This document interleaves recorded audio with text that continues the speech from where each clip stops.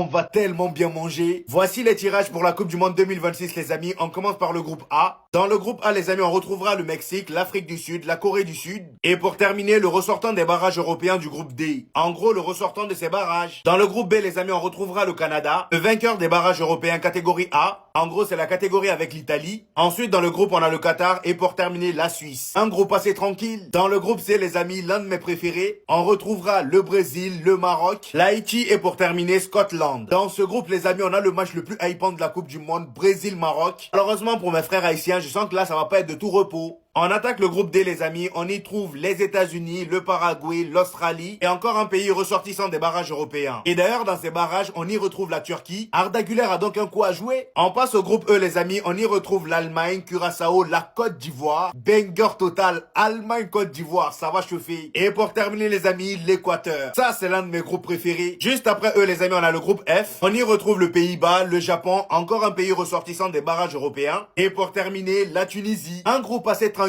mais équilibré quand même. Et pour ceux qui se demandent quels sont les pays des barrages de ce groupe, eh ben ils sont là. Il y a la Suède, la Pologne.